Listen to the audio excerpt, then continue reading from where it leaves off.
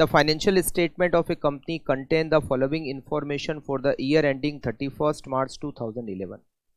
Sales 40 lakh जिसमें 20% cash, it means remaining 80% is credit. Cost of goods sold EBIT less interest, EBT less tax, profit after tax.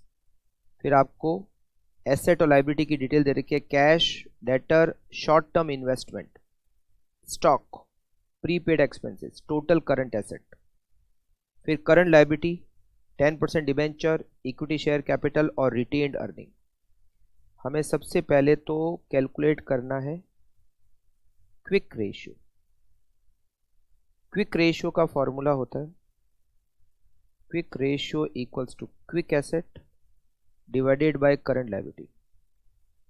Quick asset का मतलब होता है current assets minus stock minus prepaid expenses जो कि यहां दे रखे हैं. टोटल करंट एसेट्स हमें दे रखी है 30,50,000. स्टॉक हमें दे रखा है 21,60,000 और प्रीपेड एक्सपेंसेस हमें दे रखे हैं 10,000. 30,50,000 minus 21,60,000 minus 10,000. 8,80,000 is quick asset. Now quick ratio 8,80,000 quick assets divided by current liability 10 lakh रुपए. It is 0.88. नेक्स्ट हमें कैलकुलेट करना है डेट इक्विटी रेशियो. डेप्ट इक्विटी रेशियो.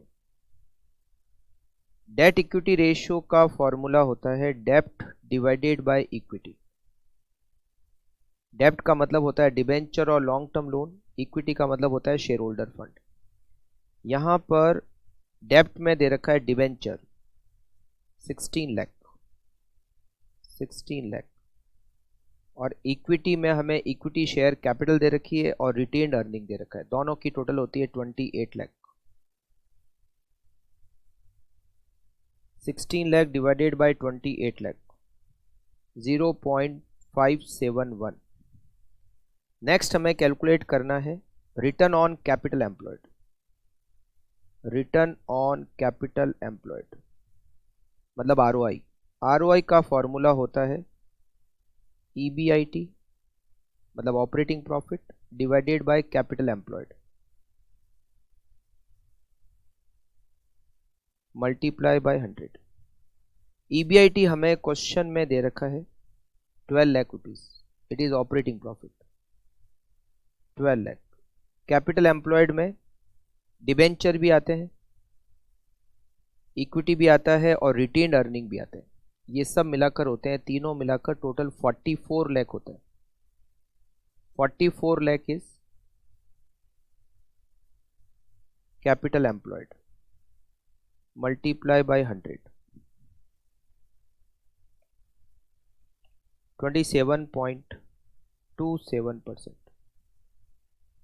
लास्ट हमें कैलकुलेट करना है average collection period. Assume 360 days in a year.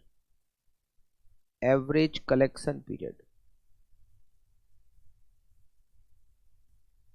पहले हम कैलकुलेट करेंगे डेटर टर्नओवर रेशियो जिसका फॉर्मूला होता है credit sales divided by average receivables. अब यहाँ ओपनिंग के बारे में तो कुछ डिटेल है नहीं तो क्लोजिंग रिसीवेबल को ही लेना पड़ेगा.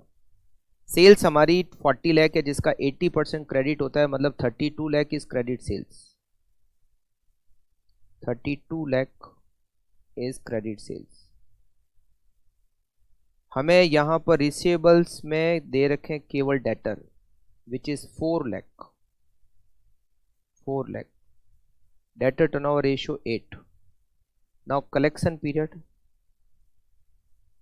डेज में कैलकुलेट करना है क्योंकि यहां लिखा हुआ है 360 डेज इन ए ईयर.